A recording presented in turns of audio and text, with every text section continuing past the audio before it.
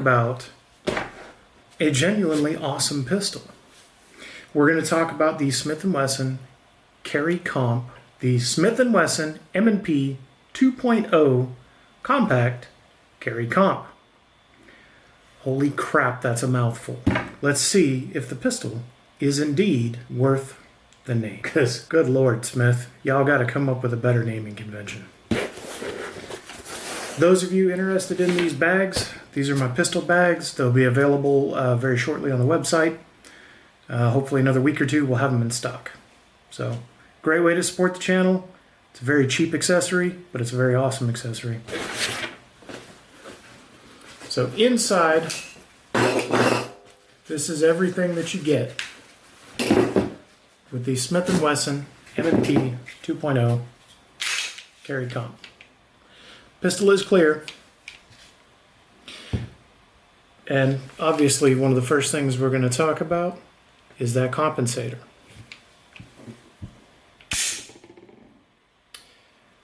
This pistol is a genuinely amazing pistol. It has the performance center trigger, so it's got the flat face trigger, and it does have their version or variant of the safe action, which is aluminum in a polymer trigger, interestingly enough. The trigger pull is great. The trigger reset is great. Unfortunately, I don't have the ability to measure it. Very rarely on my channel do you guys ever see me, I guess, hype a firearm. This would be one of those times that I'm not going to hype this gun, by the way. But I will tell you that a lot of the praise for this particular pistol and this design are in fact quite justified. As you can see, pistol is safe and clear. So now let's go ahead and start talking about some of the highlights of this pistol. And why did I choose the polymer version instead of the metal? Well, I'll tell you right off the bat, just so we don't have to go too far into the video. I chose to go with the polymer version specifically because everybody is reviewing the metal frame. Chances are, in my opinion, if you're looking at buying this pistol, you want something that's going to slightly reduce your recoil, and you're concerned about weight, performance, and overall recoil mitigation. Well, an aluminum frame pistol does a great job of mitigating the recoil impulse. It is not on par with what a polymer pistol is capable of to mitigate recoil.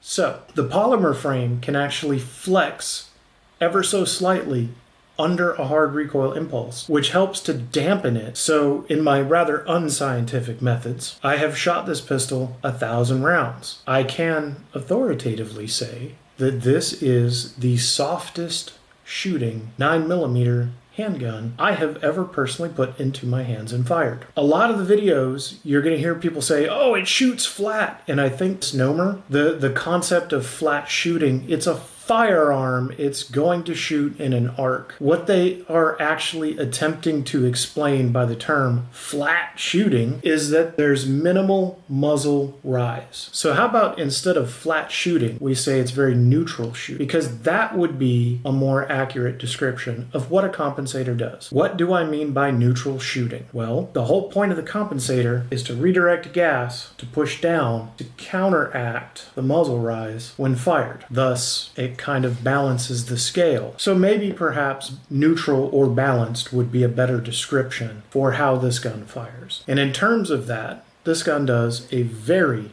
very nice job. It is very smooth. It is the way that you can effortlessly transition when you're going from one target to the other target, even going from 10 yards to 25 yards, back to 10 yards. It's very effortlessly achievable with this pistol. It's a very lightweight pistol. And for those of you that are looking to get into like a USAPA type event, this is a very good foundation. The trigger is amazing. It is the flat face M&P Smith and Wesson performance trigger. So the trigger shoe, or trigger safety, if you will, is actually aluminum. And then the trigger itself is polymer. So you have a very nice feel, and I'm going to try to demonstrate this here. You got your take up and you're right there at the wall and it breaks. Reset is quite nice, right there, and you're there.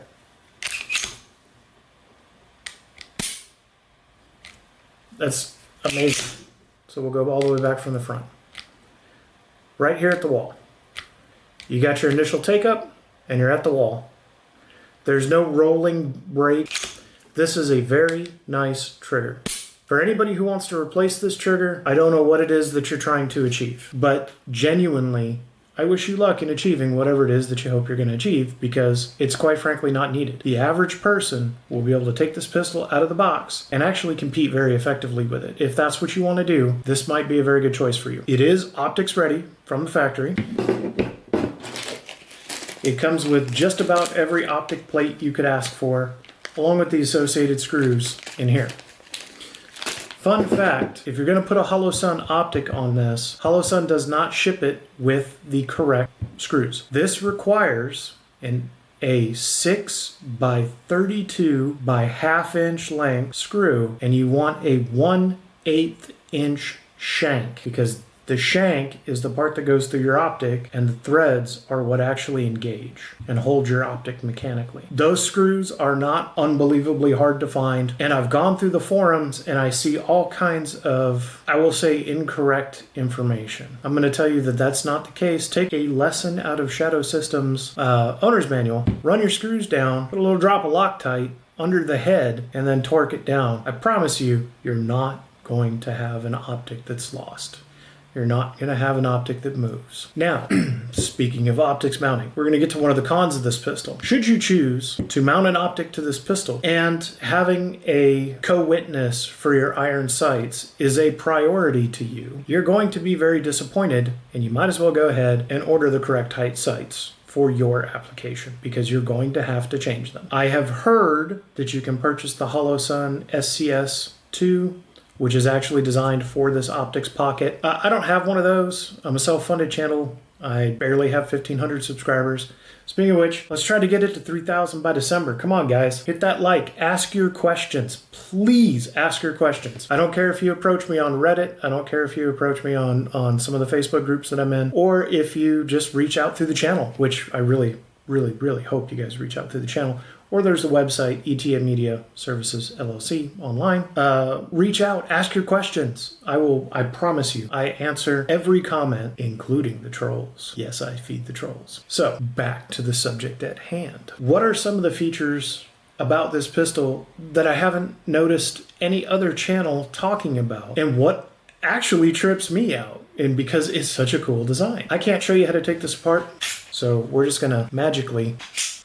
And I'm not kidding, guys. Literally, YouTube will demonetize this video. I'll show you that. So, for the YouTube censors, we are only talking about the features that are already on the pistol. Let's get a better look at the porting. Isn't that beautiful? That finish is so nice on this, too. I know it's a little oily. I just cleaned it. I just got done running 1,000 rounds through it, which you'll find in probably one of my next videos. Now, let's talk about the machining on the slide, because this has been a little controversial. Go ahead and block my eyes so the camera focuses here. So this is your big chunk port, right? It's a big chungus. You've got lightning cuts. You've got this beautiful kind of triangulish, I don't really know the proper word for that, but I would almost call it a geometrical pattern. It's just really cool. The other neat thing is back here at the back, much like on the Smith and Wesson Easy, there she is, there's this focus. It's got a cocking show. So if your hand somehow slips off of this and over the top of these, you're still gonna land here and you can still rack the slide. Whether you wanna do it from the front or you wanna do it from the back, it doesn't matter. Check the inside of the slide here and see it's very well finished. It's very beautifully machined. And even after 1,000 rounds, and yes, I had a squib load in the barrel, which you'll find on my range footage, even with a squib load, there is no appreciable damage to the barrel or the gun itself. And yes, I had to, shall we say, mortar the pistol, call it in the Army anyway. It is a one-piece guide rod with a flat wire recoil spring. Another thing you'll find with this particular pistol, there we go, function check. The way that this is machined and the way that it is sprung is actually quite nice. So it's a little bit lighter, in my opinion. It takes less effort to pull the slide on this particular pistol than it does, say, my Shadow Systems, my Glock 48, my CZP01, or my Browning High Power, just for some off-the-cuff examples.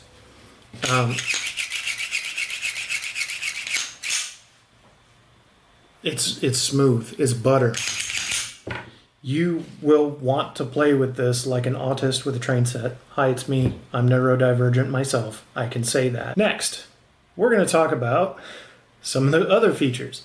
Yes, it has a light rail. If you're one of those people that insists on carrying a light with your everyday carry gun, well, good news, you can. You can change out the back straps. It comes with 4 options. This is the smallest option. This is the biggest option. This is the one that's installed from the factory. And this is the one that I went with. And the one that I went with is a little bit thicker here, and it's got a palm swell. So for my hands, it really gives me a solid purchase on the firearm. And again, that's very important because this gun likes to run fast. How does the pistol mitigate recoil? That's like the $1,000,000 question. There are some people who will tell you that a comp on a carry gun is a bad idea. There are other people who tell you it's a great idea, but it may not be for you. One of the considerations of any compensated firearm is if this is going to be your home defense gun, just understand that the porting adds noise. So if you're shooting this in a hallway in your home and you're using this as a castle defense weapon, it's going to increase potentially the noise coming back to you, the shooter. Manage your expectations accordingly. I don't care if people think it's the dumbest thing in the world or not. I keep a set of the walkers next to my bed, next to my firearm. Number 1, it gives you enhanced hearing. Number 2, it protects your hearing. Some of you might be confused about what these things are. They come in the box, and there is literally no explanation in here. And I've never seen another YouTuber mention it, so I'm going to go ahead and mention it. If you purchase the full-size 17-round magazines, you are going to have a gap at the bottom of your pistol. This is nothing more than a slight spacer for that gap. So, if you're wondering why the heck these don't work on my 15-round magazines, it's because they have given you 2 of these, expecting you to purchase the 17-round magazines separately. And speaking of magazines, it comes with 2 15-round magazines because this is the compact and not the full-size pistol. The grip angle is phenomenal. It has the 18-degree grip angle.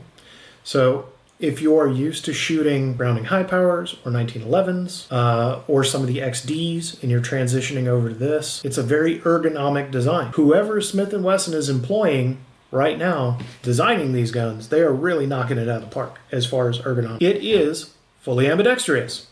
So you have an ambidextrous slide stop. You can reverse the magazine catch to this side. So if God hates you, you can still shoot this pistol. Good job. The sights. Let's talk about the sights, shall we? The sights are amazing. I'm not just going to talk about it. I'm going to show you. If it'll focus. If it'll focus. If it'll focus. There we go. So that is a tritium front sight with a blacked out rear. What that gives you when you're looking down this sight, and the whole point of this is low light sighting, right? That's why you've got a tritium dot. Number 1, it draws your eye directly to the dot. Number 2, if you fired this gun enough to get the body mechanics down, you're going to be consistent with your grip every single time. That dot is just going to draw your eye naturally to the target, and then you can just focus on the target. So the sights are excellent. You do have a steel sight, front and rear, and you do have a caulking shelf. So if you needed to run it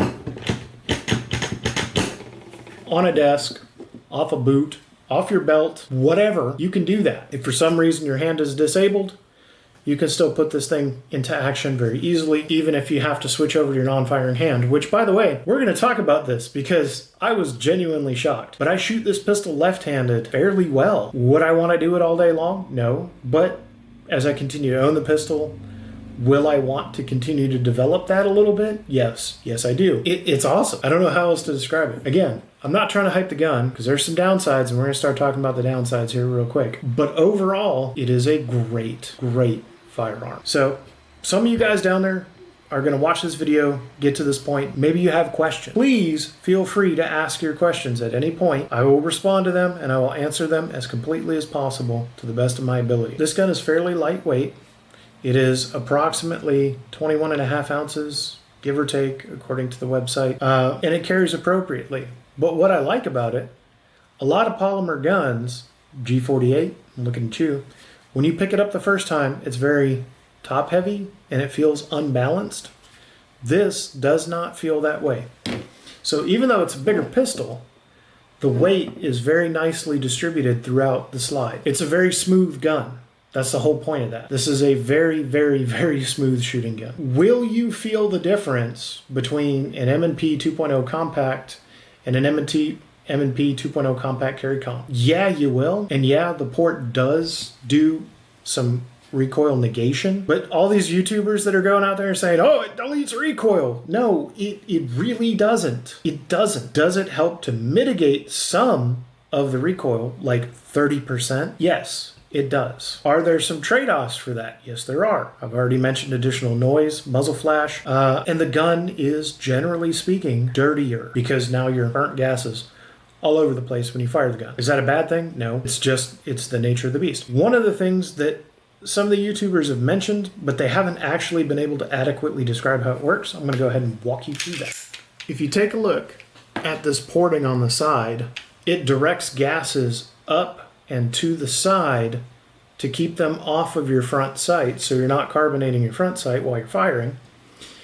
And back here, if it'll focus, right there, right at the back here, okay?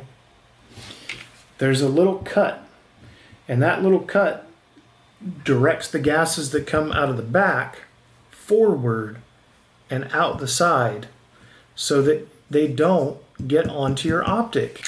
What that results in is less cleaning effort, less maintenance effort on your part. Keep your optic clean. I don't know if you've ever tried to clean holosun glass. It kind of sucks. I have heard it reported on a bunch of different people that they routinely run out of vertical adjustment on the M&P 2.0s and the Shield Pluses. And allegedly this is due to an improperly cut optics pocket. I measured my M&P 2.0 and I measured my M&P Shield Plus carry comp.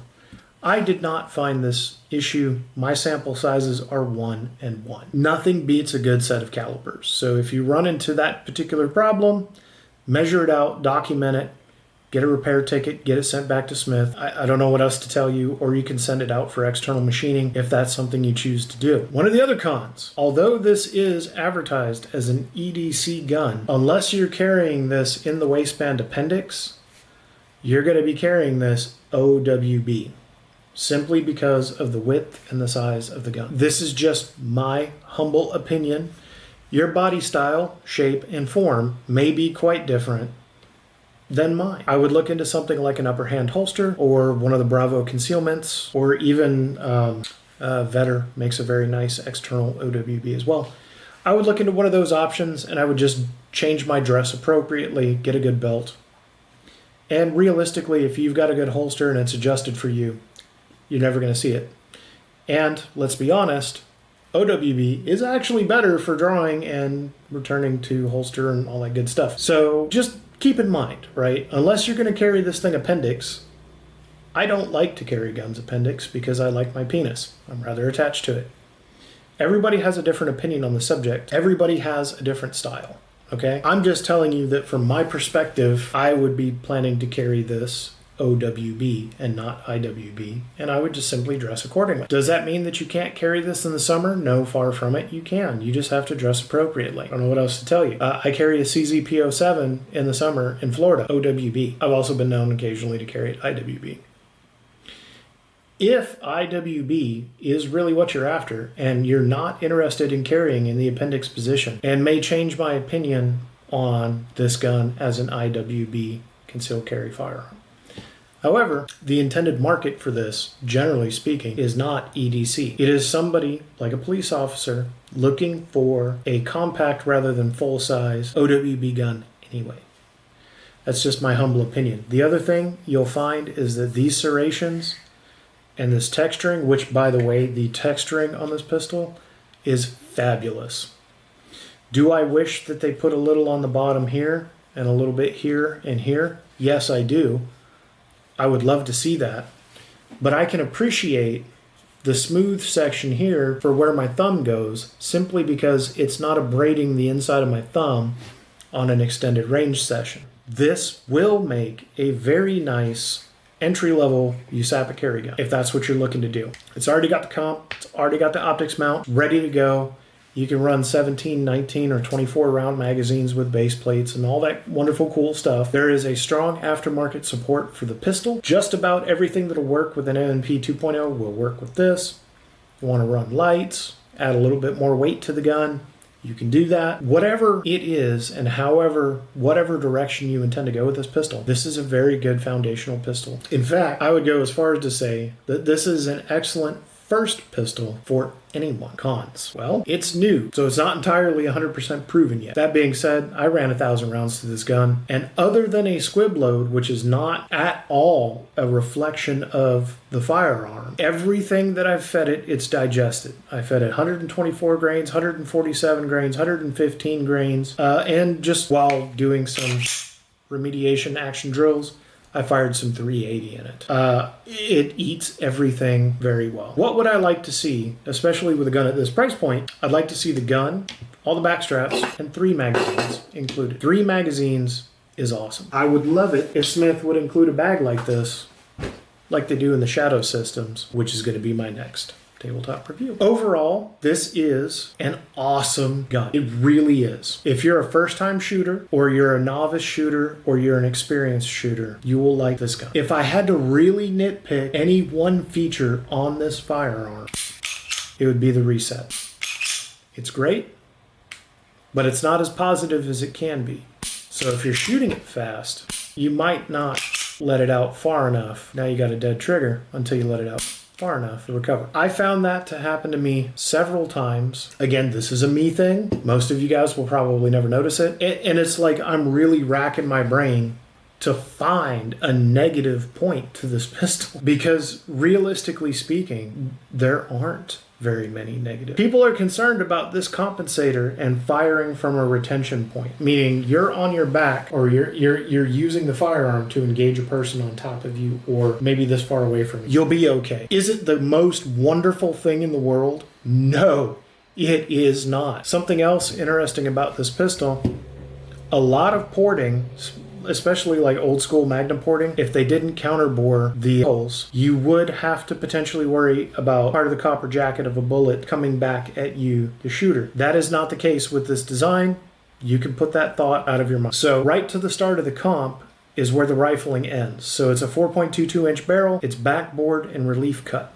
So one of the other advantages of this carry comp design is that it doesn't lose velocity. You will lose velocity with the Magnum port. How much velocity? It's debatable. Does that velocity matter? No. But this port design, by the time the back of the bullet hits the port, it equalizes the pressure very nicely and redistributes the gases so that the bullet leaves at the perfect moment. That's really cool. And that's a really nice design. And that's something that some of the other compensators, like you got the people that do the Magnum porting across the top, even the best done Magnum porting, I have personally been hit in the face with bits of copper jacket. Okay, you wear glasses when you fire at the range for a reason. With this, you don't have that. That's not a consideration. It's not a risk factor at all. You don't have to worry about that. So that's pretty cool. You'll see a lot of people where they warn you, don't run blazer brass through this because it's a compensated pistol. Once again, I'm going to go back to the fact that this has been appropriately backboard, bigger internal diameter than the end of the barrel is. So it's quite a bit of spacing. So you do not have to worry about the port shaving the bullet. I don't want to say never, but that is something that is really cool. So who's this gun for? If you're a first-time gun owner and you want a very nice, very good shooting gun, if you look at the amount of money that this costs, the sticker price of entry, which I'm not allowed to mention, and you compare it to the stock M&P 2.0, and you look at upgrading the trigger on the M&P 2.0, I've never fired the new M&P 2.0 trigger. I've only fired the M&P 2.0 with the Performance Center trigger, so I don't have that basis. I have, however, fired the M&P with the hinge trigger, and I did not like that at all, and I would not fault anybody for changing it. But as for this one, honestly, if they could find a way to increase the return pressure without increasing the pull weight so that you had an even more positive return, I would have zero complaints whatsoever about this gun. And like I said, I had to really find it. I had to really dig to find that. I'm going to show you really quickly what I'm talking about on my Shadow Safe and Clear when I talk about the return. So, hear that? That's what I mean. If they could do that with this, I would almost go as far as to say it was a near perfect firearm. Let me grab my Shield Plus carry comp with the Performance Center trigger, and I'll show you the difference. Clear? This is my actual EDC gun, by the way.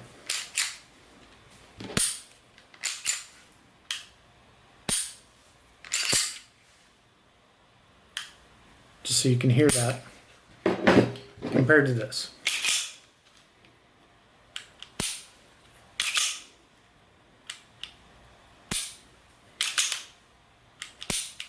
The return, while very short, is a little meh. That's it. That's my only gripe, literally, about that gun. This, which has the same flat face Smith and Wesson Performance Center trigger, just listen to the difference.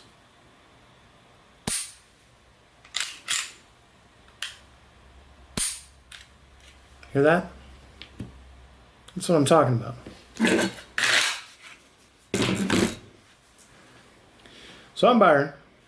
This has been my in-depth tabletop review of the M&P 2.0 Carry Comp Compact. Overall, if you are looking for a top-tier compact carry gun, this might be a very good choice for you. Would I feel comfortable carrying this? Yeah, I would. It's a great gun. Really great gun. I don't know what else to say about it. Like, I'm not trying to hype it. I'm just trying to give you guys, in the most neutral fashion, all of the highlights of the gun. But if you pick this one up, I don't think you're going to be disappointed with it in any way, shape, or form. So I'm Byron. Y'all have a great rest of your day. Don't forget to hit like and sub. I want to hit 3,000 by December. Come on, we can do it. We're halfway there. Let's go. And feel free to ask your questions in the comments down below. Do you own one of these guns? Are you planning to get one?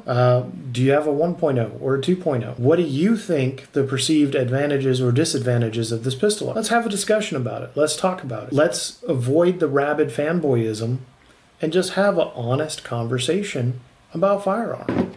Y'all have a great rest of your day.